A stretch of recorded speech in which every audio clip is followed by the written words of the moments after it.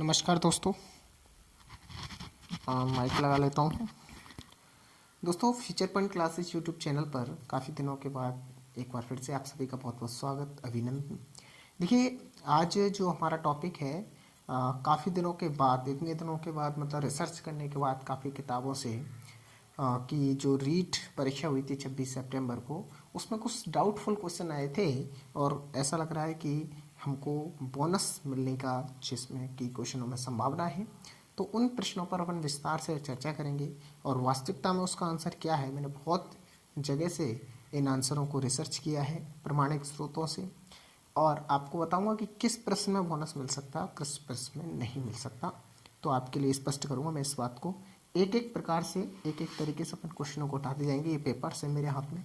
सबसे पहले मैं जो चर्चा करने वाला हूँ दोस्तों, वो करने वाला हूँ साइकोलॉजी की, कि रीट लेवल 2 की सबसे पहले चर्चा करता हूँ मैं, लेवल 2।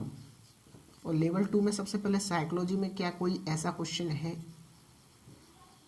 जो डाउटफुल स्थिति में हो, या फिर हमको ऐसा लग रहा हो कि इसमें बोनस मिल सकता है। तो मैं आपको बता दूं कि जो 2021 का जो पेपर था, उसमें केवल एक क्वेश्चंस है जिसको लग रहा है हमको कि ये इसमें हमको बोनस मिल सकता है, लेकिन उसमें बोनस मिलेगा नहीं दोस्तों। क्यों? क्योंकि उसका स्पष्ट आंसर मैं आपके लिए बता देता हूँ। तो देखिए, एक प्रश्न है 29 नंबर। एक परीक्षण जो व्यक्ति की किसी एक या अधिक क्षेत्रों में उसकी विशेषताओं और कमियों को व्यक्त करने के लिए बनाया गया है, क्या कहलाता है? इसके ऑप्शंस हैं: उपचारात्मक परीक्षण, निदानात्मक परीक्षण, उपलब्धि परीक्षण, रचनात्मक परीक्षण। तो देखिए मित्रों, इसका जो आंसर होगा वो दो आंसरों में आपको कंफ्यूज चल रहा है। कौन कौन सा? एक तो उपलब्धि परीक्षण, ठीक है, परफॉर्मेंस टेस्ट इंग्लिश में इसको कहते हैं।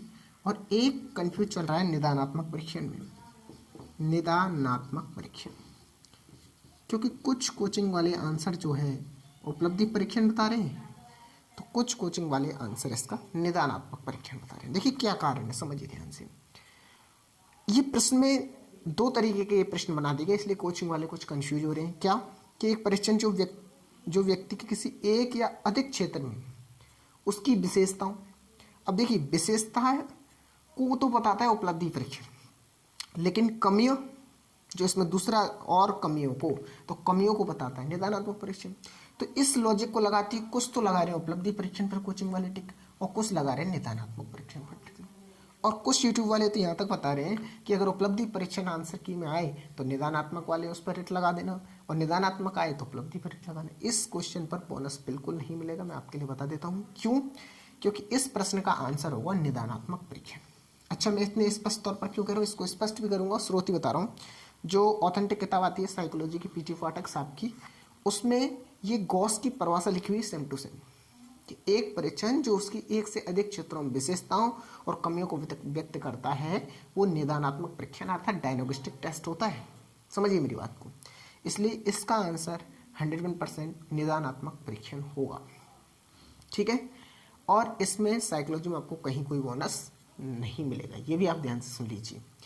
क्यों होगा? देखिए, उपलब्धि परीक्षण केवल इतना तो बता सकता है कि कौन सा बालक प्रतिभाशाली है, कौन सा बालक प्रखर बुद्धि का है, कौन सा बालक तीव्र बुद्धि का है, कौन सा बालक मंद बुद्धि का है। लेकिन उपलब्धि परीक्षण उसकी कमियां नहीं निकाल सकता, उसकी विशेषताएं नहीं बता सकता।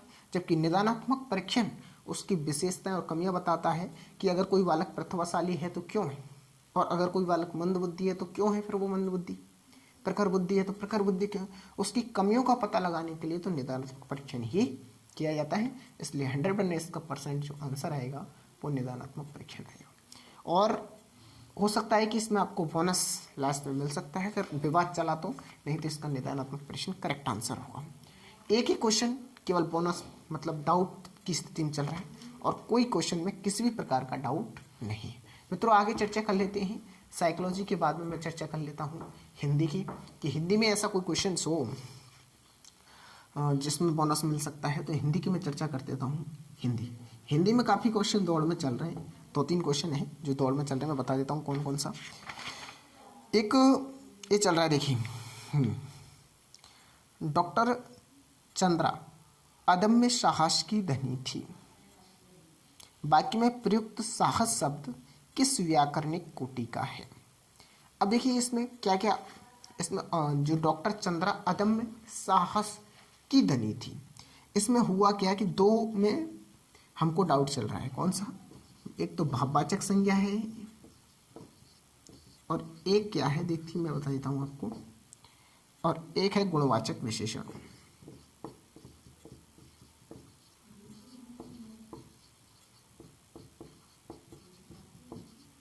अब सुनिए मेरी बात। तो डॉक्टर चंद्रा अदम्य साहस की धनी थी, वाक्य में प्रयुक्त साहस शब्द किस व्याकरणिक कोटि का है। अब देखिए कुछ सभी ज़्यादातर कोचिंग वाले और हिटर टीचर भाववाचक संज्ञा इसका आंसर बता रहे हैं, और वास्तविकता भी यही कि भाववाचक संज्ञा ही है, क्योंकि विशेषता साहस नहीं बता रहा, गुणवाचक विशेषण बिल्कुल नहीं होगा।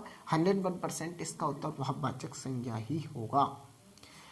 और बात अब ये है कि जो कक्षा 8 की जो पुस्तक से है उसमें सेम टू सेम एग्जाम्पल लिखा हुआ है और उसमें बता रखा है कि साहस शब्द गुणवाचक विशेषण है। तो यदि भाववाचक संज्ञा आंसर माना जाता है तो कुछ बच्चे गुणवाचक विशेषण उस किताब को लेकर के रिट लगा देंगे, और यदि गुणवाचक विशेषण आंसर माना जाता है तो कामता प्रसाद गुरु वगैरह इनकी जो किताब आती हैं वो रिट लगा देंगे इसको। तो इस क्वेश्चन में बोनस मिल सकता है, या बोनस नहीं मिलेगा तो बी मतलब दूसरा और डी ये दोनों ही आंसर माने जाएंगे इसमें, ठीक है ना। ये इसमें थोड़ा सा था। तो एक प्रश्न हिंदी में जरूर ये देखने को मिला है। तो देखिए कितने प्रश्न बोनस होते हैं मैं आपको बता देता हूँ। एक प्रश्न अभी तक बोनस का चल रहा है, इसमें भी बोनस मिल जाए तो मिल जाए, नहीं तो अच्छा। और एक प्रश्न और चल रहा है डाउट की स्थिति में, आपके लिए बता देते हैं कौन सा। CCE में व्यापकता का आशय निम्नांकित में से नहीं है। कभी भी कंपटीशन एग्जाम दो तो इस नहीं है को बड़े ध्यान से पढ़ा करो, क्योंकि अपना जो मस्तिष्क है, अपने जो विचार हैं वो ज़्यादातर क्या है में जवाब देते हैं, नहीं को ध्यान से नहीं पढ़ते हैं। तो इसमें ऑप्शन है विषयों की व्यापकता, उपकरणों की व्यापकता, दायरे की व्यापकता और प्रश्नों की व्यापकता। इसमें क्या आंसर होगा ये बताइए। तो इसमें देखिए मैं बता देता हूँ इस क्वेश्चन को बोल के ही वैसे ही कि ये क्वेश्चन रीट 2018 में आया हुआ है, और रीट 2018 में इसका आंसर प्रश्नों की व्यापकता माना है, क्योंकि CCE कंटिन्यूअस एंड कम्प्रिहेंसिव इवेल्यूशंस में जो व्यापकता है मतलब कम्प्रिहेंसिव जो है उसका आशय निम्नांकित में से क्या नहीं है। देखिए विषयों की व्यापकता होती है इसलिए तो आंसर इसका होगा नहीं, ठीक है। उपकरणों की भी व्यापकता होती है इसलिए ये भी इसका आंसर नहीं होगा। ये दोनों में कन्फ्यूजन लोग कर रहे हैं, पर कन्फ्यूजन की कोई स्थिति इसमें नहीं होनी चाहिए। क्यों? क्योंकि ये रीट 2018 में हिंदी में ये शायद आया हुआ ये क्वेश्चन है, आया हुआ जरूर है, किस में आया ये पता नहीं, लेकिन रीट 2018 में ये आया हुआ है। और उस समय इसका आंसर जो है वो CC में व्यापकता का आशय वाले का आंसर माना हुआ है प्रश्नों की व्यापकता। अब देखिए सुनिए, और यही इसका आंसर इस बार भी माना जाएगा, इसलिए किसी भी प्रकार की कन्फ्यूजन वाली बात इसमें नहीं होनी चाहिए। क्योंकि दायरे की व्यापकता तो हो सकती है, खेल का अपन दायरा बढ़ा सकते हैं, विषय वस्तु का अपन दायरा बढ़ा सकते हैं, दायरा एक अलग चीज़ है, इसलिए इसमें कन्फ्यूजन पालने भी नहीं। प्रश्नों की व्यापकता नहीं है, ये नहीं कि बड़ा प्रश्न दे दिया तो उससे मतलब नहीं है इसका, ठीक है ना। CCE का व्यापकता 101% इसका जो आंसर है वो प्रश्नों की व्यापकता रहने वाला है, इसलिए इसमें किसी प्रकार का बोनस आपको नहीं मिलने वाला है। एक थोड़ा सा निम्नलिखित में से रचना शिक्षण का उद्देश्य नहीं है, ये भी प्रश्न बड़ा घूम रहा है कि निम्नलिखित में से रचना शिक्षण का उद्देश्य क्या नहीं है। तो देखिए इसको भी मैं बता देता हूँ कि रचना शिक्षण का उद्देश्य क्या नहीं है। ध्यान से सुनिएगा, रचना शिक्षण का उद्देश्य नहीं है। अब देखिए पहला इसमें ऑप्शन दे रखा है साहित्य सृजन की प्रेरणा देना, ये तो रचना शिक्षण का उद्देश्य होता है। साहित्य रचना शिक्षण का मतलब क्या होता है? रचना का मतलब होता है हमारे भावों को व्यक्त करना, हमारे भावों को चाहे मौखिक रूप से व्यक्त किया जाए चाहे लिखित रूप से व्यक्त किया जाए, हमारे भावों को व्यक्त करना ही रचना शिक्षण का उद्देश्य होता है। नहीं है पूछा है क्रमबद्धता बनाना, बिल्कुल होता है 101%, इसलिए इन दो ऑप्शनों में तो कोई कन्फ्यूजन ही नहीं है। एक ऑप्शन आता है C, वो क्या है विविध भाषाओं का ज्ञान कराना, एक तो ये, और सुनेगा विविध भाषाओं का ज्ञान कराना। एक तो ये रचना शिक्षण के उद्देश्य में कन्फ्यूजन चल रहा है, और एक D वाला ऑप्शन है उसमें ये दे रखा है व्याकरण सम्मत कार्य करना, व्याकरण सम्मत कार्य करना। अब परिस्थिति ये है कि आपको ये बताना है कि इन दो में से रचना शिक्षण का उद्देश्य कौन सा नहीं है। अब कुछ कोचिंग वाले इसको लगा रहे हैं विविध भाषाओं का ज्ञान करना, और कुछ इसको लगा रहे हैं। दिक्कत ये है कि जो रचना शिक्षण होता है उस रचना शिक्षण में दोनों ही बातें होती हैं। विविध भाषाओं का ज्ञान कराना हल्का फुल्का होता है। क्यों? क्योंकि एक भाषा में अव्यक्त विचारों को अपन रचना के माध्यम से सरल तरीके से दूसरी भाषा में उसको ट्रांसलेट करके सिखाते हैं। लेकिन ज़्यादातर इसका आंसर सी होना चाहिए, इसका आंसर डी भी मान सकता है, इसलिए इस प्रश्न को आप डाउटफुल स्थिति मान सकते हैं। लेकिन इस पहले इस प्रकार का प्रश्न रीट 2018 में आया हुआ था। उसमें क्या था, रचना शिक्षण का उद्देश्य पूछे थे, तो उसमें व्याकरण सम्मत कार्य करना था, तो उसमें ये इसको बोनस प्रश्न दिया गया था। लेकिन एक नया ऑप्शन अब जोड़ा है विविध भाषाओं का ज्ञान कराना, तो इसलिए कोचिंग वाले उसी वजह से लगा रहे हैं कि विविध भाषाओं का ज्ञान कराना हो सकता है। तो इस प्रश्न में इन दोनों में से क्या आंसर होगा? ज़्यादातर आंसर सी होना चाहिए, डी भी इसका आंसर हो सकता है। इसलिए दोनों ही ये बोर्ड के आंसर के आने के बाद ही पता चलेगा कि इसका आंसर क्या माना जाता है। बाकी की व्याकरण सम्मत कार्य रचना शिक्षण में हल्का फुल्का होता है, और ज़्यादातर विविध भाषाओं का ज्ञान ये भी हो सकता है व्याकरण सम्मत कार्य कराना है, इसलिए इसको भी उत्तर मान सकते हैं। तो दोनों ही मैं समझता हूँ आपके स्पष्ट हो गया होगा। अभी तक इसको आप बोनस की स्थिति में ले सकते हैं, मिल सकते हैं इसमें बोनस। तो एक प्रश्न ये बोनस का हिंदी में तैयार होता है बस। अब अपन आगे बढ़ते हैं। संस्कृत में कोई ऐसा प्रश्न है जिसमें बोनस मिल सकता है? तो मैं बता दूं, देखिए आप, संस्कृत द्वितीय भाषा की बात कर रहा हूँ मैं। संस्कृत में जिनके संस्कृत सेकंड लैंग्वेज भरी थी उनकी बात कर रहा हूँ। तो देखिए एक स्थिति चल रही है, मैं बताता हूँ आपको कन्फ्यूजन की कि इसमें गुरुजी क्या होगा। तो बाकी की देखिए, एक है, हाँ एक क्वेश्चन है संस्कृत में जिसमें बोनस तो नहीं मिल सकता, लेकिन कौन सा आंसर है ये बोर्ड की आंसर की पे डिपेंड करेगा। और ज़्यादातर ये जैसे इसमें पूछा था बिहार वनम, बिहार वनम इत्रतः समास विग्रहो विद्यते, मतलब बिहार वनम का समास विग्रह क्या होगा। अब देखिए, एक तो देखिए ध्यान से, इसके ऑप्शन क्या क्या है? विहाराय वने, विहाराय वनम पहला ऑप्शन है, बिहाराय वनम। ये दोनों में ही स्थिति चल रही है डाउट की। एक सी ऑप्शन में, वो दो ऑप्शन तो होंगे ही नहीं, एक बी ऑप्शन है बिहारम वनम। तो बिहारम वनम तो द्वितीय विभक्ति लगती है, तो द्वितीय व्यक्ति ने तो को आता है करंट चिन्ह, तो को तो कैसे भी इसमें सेट नहीं हो रहा था। या तो बिहार का वन होगा या बिहार के लिए वन होगा। अब क्या होता है ये बोर्ड के आंसर के आने के बाद ही पता चलेगा कि बिहार का वन होता है कि बिहार के लिए। अगर बिहार के लिए वन आता है तो ये आंसर माना जाएगा, और अगर बिहार का वन आता है तो बिहारस्य वनम, षष्ठी व्यक्ति लग जाएगी काके की, तो षष्ठी व्यक्ति बिहारस्य वनम। एक क्वेश्चन में डाउटफुल स्थिति इसमें चल रही है, बाकी की इसका बोनस बिल्कुल नहीं मिलेगा। बोर्ड ज़्यादातर बिहाराय वनम मान सकते। बिहार का मतलब वैसे घूमना मानेगा, तो एक तरीके से घूमने के लिए वन हो गया, घूमने के लिए हो गया, तो फिर के लिए के चतुर्थी विभक्ति लग जाएगी बिहाराय वनम। और यदि ऐसे मान लिया बिहार का वन, इसका अर्थ ये मान लिया बोर्ड ने, तो फिर बिहारस्य वन। हालांकि इस क्वेश्चन को मैंने बहुत ढूंढने की कोशिश की पर ये मिला नहीं है, बिहारस्य वनम ये हो जाएगा फिर उस स्थिति। तो देखते हैं क्या होता है। बाकी की संस्कृत में कोई इसमें डाउट नहीं, इसमें बोर्ड क्या मानता है, इसलिए इसको बोनस में नहीं समझ सकते, डाउट में ले सकते हैं इसको, ठीक। अब चलिए और मैं बता देता हूँ। देखिए और कोई संस्कृत में ऐसा कोई क्वेश्चन नहीं था द्वितीय भाषा में जिसमें अपन को कन्फ्यूजन की स्थिति हो। गणित में तो ऐसा क्वेश्चन है ही नहीं कन्फ्यूजन वाला, क्योंकि गणित तो गणित ही, गणित बिना विवाद का विषय इसीलिए कहा जाता है। और मेरा सबसे प्रिय विषय भी गणित है और साइकोलॉजी, दो ही विषय मेरे सबसे प्रिय हैं। बाकी की इसमें कोई क्वेश्चन ऐसा नहीं है। एक क्वेश्चन इसमें चल रहा है, मैं उसको बता देता हूँ, क्या सुनेगा।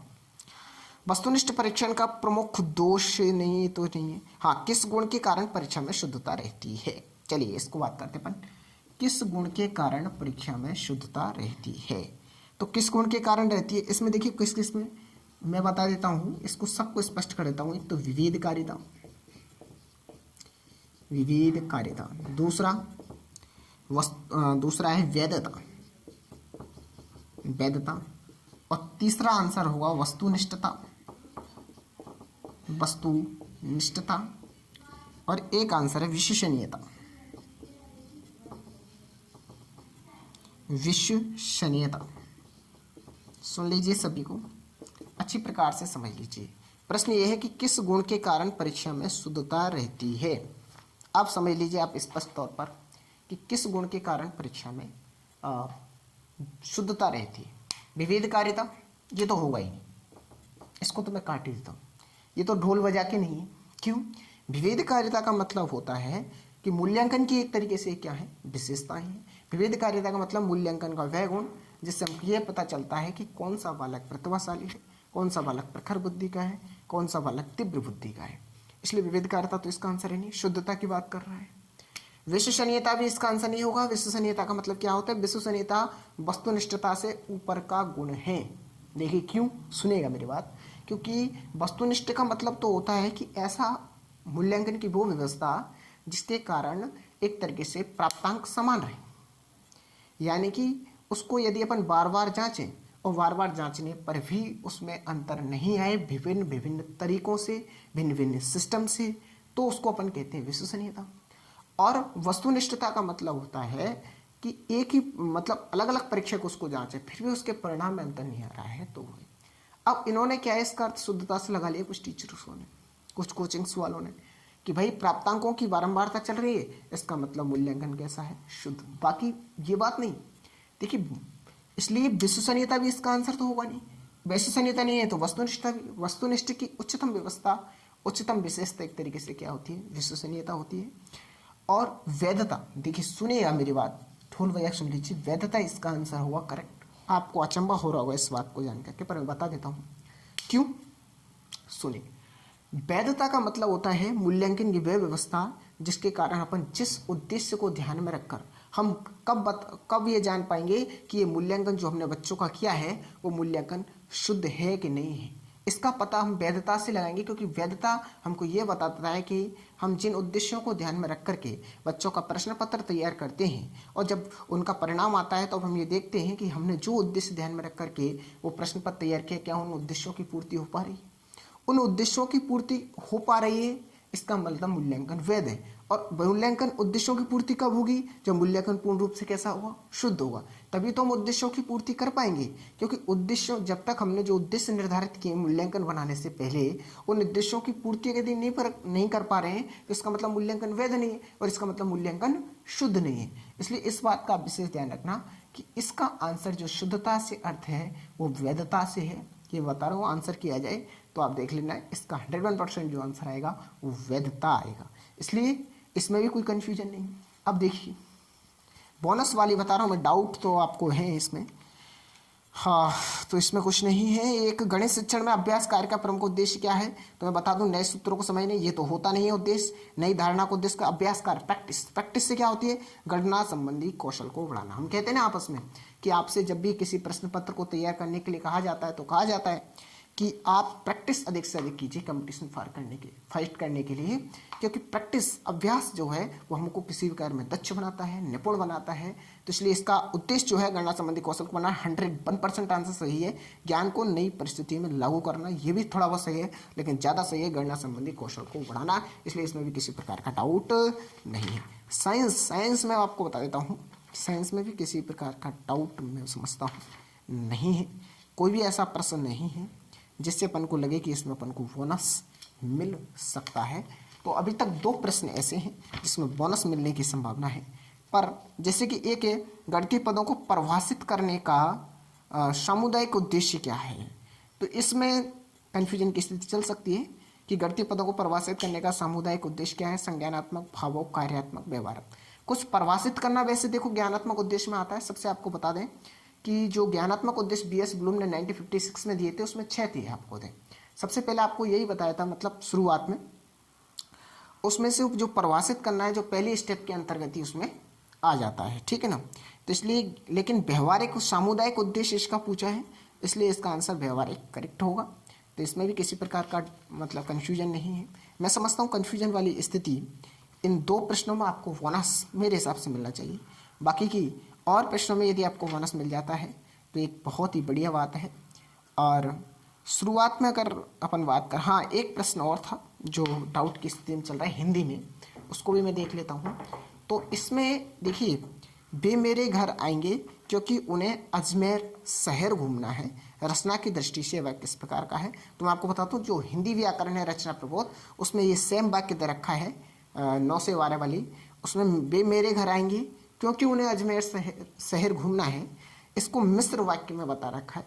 बाकी के विद्वान ये बताते हैं कि ये संयुक्त वाक्य, जो हिंदी के स्पेशलिस्ट हैं, क्योंकि मैं तो गणित से हूँ तो गणित किया था, तो वो बताते हैं कि संयुक्त वाक्य इसका आंसर करेक्ट है। बाकी की इसमें जो शुरुआत की जो आंसर की आएगी, जो प्रोविजनल आंसर की आएगी, उसमें जो उत्तर आने वाला है वो निश्चित रूप से मिश्र वाक्य आने वाला है, क्योंकि जो नवीन हिंदी व्याकरण जो कक्षा 9 से 12 तक की चलती है उसमें मिश्र वाक्य दे रखा है। बाकी की देखो, वे मेरे घर आएंगे, ये एक स्वतंत्र वाक्य हुआ क्योंकि इससे जुड़ा हुआ है, और उन्हें अजमेर शहर घूमने हैं, ये भी एक स्वतंत्र वाक्य हुआ। और जब दो स्वतंत्र वाक्यों को किसी योजक से जोड़ दिया जाता है तो किसकी विशेषता है? संयुक्त वाक्य की विशेषता है। बाकी की ऐसा ही वाक्य सेम मिश्र वाक्य के उदाहरण में उसमें दे रखा है। तो इसमें बाकी कन्फ्यूजन तो कुछ नहीं है, पर लग सकता है इसमें बोनस, क्योंकि दोनों में से कोई आंसर माना जा सकता है। तो ये 3 क्वेश्चन ऐसे हैं जिनमें बोनस दिया जा सकता है। 3 प्रश्न लेवल 2 साइंस मैथ की बात कर रहा हूँ मैं, लेवल 2 साइंस मैथ में 3 प्रश्न ऐसे हैं जिनमें आपको बोनस मिल सकता है। देखिए, प्रश्न पत्र इस प्रकार का तैयार किया गया कि इसमें बोनस ज़्यादा, बोनस की संभावना नहीं रहे। तो इसमें 3 प्रश्न आपको बोनस लायक हैं, वो आपको बोनस प्रश्न दे सकते हैं। कौन कौन से हैं मैंने आपको बता ही दिया था। एक तो साइकोलॉजी में है, जो परीक्षण की अधिकतम विशेषताएं और कमियों को बताता है, उसमें बोनस आपको मिल सकता है। और एक हिंदी का बताया था मैंने, डॉक्टर चंद्रादम शाह की धनी है, तो उसमें मिल सकता है। और एक तीसरा प्रश्न संस्कृत का बिहारम बनम वाला जो था उसमें मिल सकता है। बाकी और किसी प्रश्न में आपको किसी भी प्रकार का बोनस नहीं मिल सकता है। बाकी के जिनका पेपर अच्छा हुआ है, जिनका पेपर नहीं हुआ है, दोनों को ही वास्तविकता को तो स्वीकार करना पड़ेगा। और मैं समझता हूँ जिन बच्चों के नंबर बढ़िया आ रहे हैं और कुछ प्रश्नों बच्चों को ऐसा भी लग रहा है कि पता नहीं कितनी मेरिट जाएगी, तो इतनी ज़्यादा मेरिट जाने वाली नहीं है जैसा आप सोच रहे हैं, ये आप बिल्कुल मान लीजिए और आगे बढ़ते रहिए। आने वाले समय में अपन, अगर आप कहोगे तो लेवल 1 के भी मैं डाउटफुल क्वेश्चन बता दूंगा, कमेंट करके मुझे बता देना। बहुत बहुत धन्यवाद जुड़ने के लिए। और आगे से अपन सेकंड ग्रेड की बैच चालू ही कर रहे हैं मैथमेटिक्स की, तो बहुत बहुत धन्यवाद, थैंक यू।